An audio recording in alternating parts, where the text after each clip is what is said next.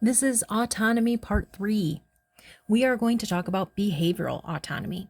So this is the second type of autonomy that we're covering, and we just finished emotional autonomy. And we saw in emotional autonomy that it's mainly played out in an adolescent's relationship with their parents. However, in behavioral autonomy, we start to see relationships with peers as well as parents play a role. Researchers who have studied behavioral autonomy look at changes in two areas: decision-making abilities and susceptibility to the influence of others, or peer pressure. So we're going to identify both of those in this video. However, in case you need a refresher on what behavioral autonomy is, it's the ability to act and make decisions by yourself. So let's start with decision-making. Decision-making, you'll see these three little circles here that all lead to one another, right? Cognitive changes lead to improved decision-making, which leads to ability to behave independently. So let's break this down. We start to see these cognitive changes in adolescence: the ability to weigh opinions and advice, analyze consequences, risks, think hypothetically, consider others' point of view. All of these are major cognitive changes that happen. We've already talked about all of them.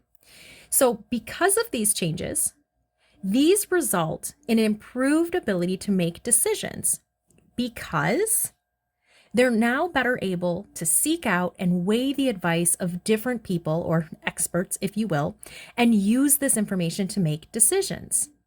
They're more likely to consider both risks and benefits associated with decisions they make and the long-term consequences of their choices. So much better decision making due to these very abstract cognitive changes.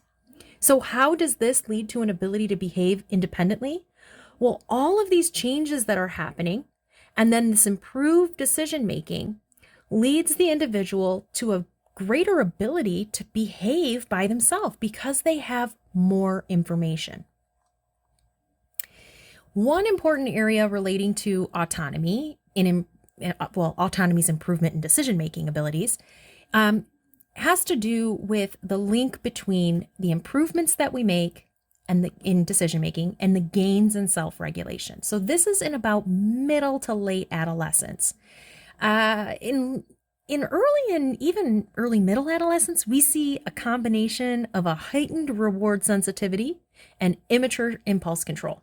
And these are because of the underdeveloped brain, which we have, right? You can't help it.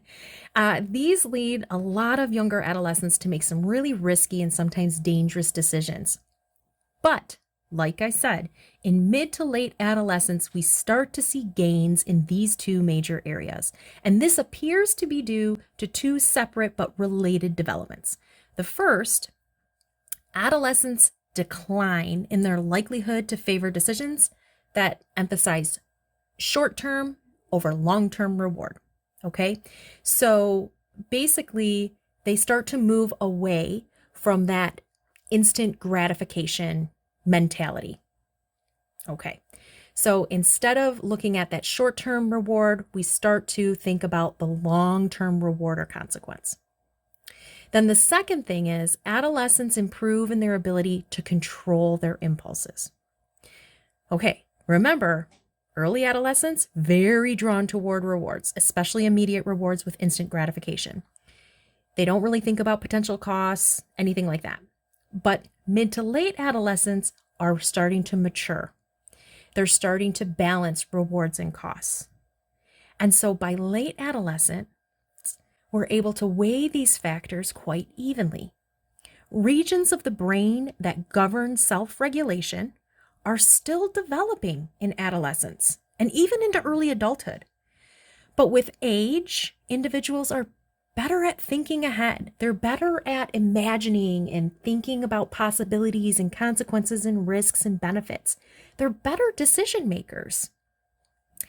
And the interesting thing is that we start to see gains in making better decisions that are not necessarily influenced by emotion. So when do we start having this ability to make adult decisions? Great question. The answer is it depends. You probably knew this already because of my variability mantra that I have all all semester, but really it depends. It depends on a lot of things. First of all, understand that basic cognitive skills are pretty much mature at 16, but we do not have a fully developed prefrontal cortex until 24.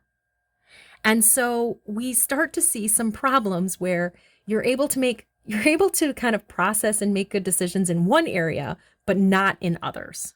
And so it becomes very situational. In late adolescence, studies have shown late adolescents can pretty much make adult decisions as long as they're calm. When they start to become aroused, and by the word aroused, I mean a bodily physical reaction, things like flushed face or sweaty palms or your heart rate increases. When those things start to happen, decision making, it goes out the window. You're not very good in late adolescence. Now let's shift our gears towards susceptibility and influence. Okay, I know I set this up by talking about peer pressure, which we will talk about in just one slide, but let's talk about the two places that adolescents are going to have influence: parents and peers. And what we find through research is that it matters what the end game is for the adolescent, okay? In general, studies that look at these contrasting parents and peer influence, they indicate some situations, peers' opinions are more influential. Those situations are usually short-term, day-to-day social matters. So things like what to wear to a concert, okay? If you like this new album that came out, that just dropped, what you should do in your free time. Those things are more influenced by your peers than your parents. But parents have a pretty good stake in this situation too. A parent's opinion are a little bit more powerful because they have to do with influence on educational, what am I trying to say here? They like educational decisions. There we go. There's the word. Educational decisions, occupational decisions, religion, morality, ethics, all of those things, which PS are quite long-term compared to what to wear to the concert, are very influential on adolescents. So parents are very influential in these categories on adolescents. I've said this before and I will say it again. Parenting matters, my friends. Parenting matters. Okay, let's move into just peer pressure, because even though peers are highly influential in these day-to-day things, you're with your peers a lot. And so conformity to peers is going to be high, okay? Remember we just talked about in 2 videos ago or so how you don't want to be different. You don't want to feel rejected. And so you sometimes go along with what your peers do or say. We find that peer pressure peaks at age 14. That is when you are most susceptible to peer pressure. It's much higher during the first half of adolescence than the latter. Most peer pressure happens when adults are not even around. Big surprise there. Being around other teenagers, it really does change the physical structure in the way that the brain functions. During adolescence, just the mere presence of friends activates brain regions associated with experience of reward, but no such effect is found when adolescents are with their parents. Your book talks about adolescents having susceptibility to influence of peer pressure because of, and quote, a heightened orientation toward people. And you might have been like, what in the world does that mean? And I even have it up here in these quotation marks because it's such a weird turn of phrase. So what would that mean, that adolescents are susceptible to the influence of peer pressure because of heightened orientation toward other people? Well, remember when we talked about social transitions. Remember when we talked about peers and we talked about social influence?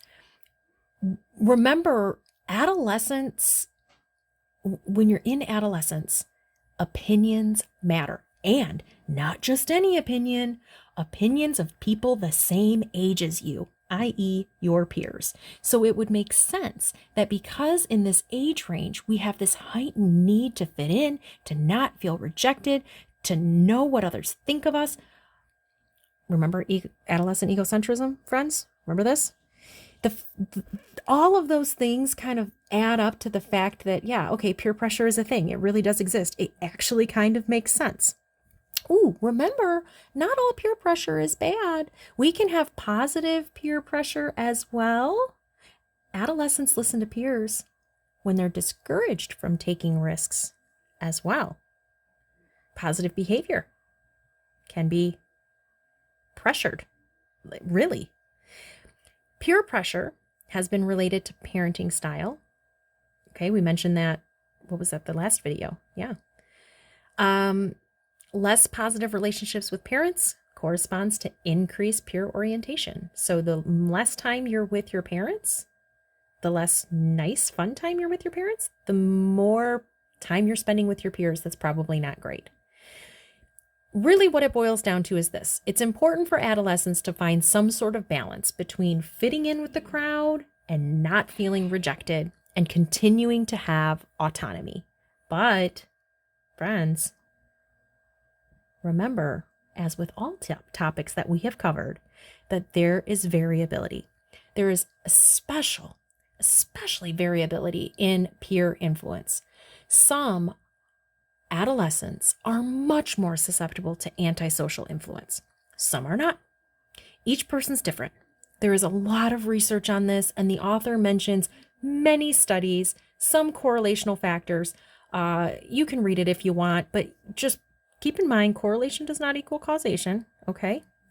And that concludes this video.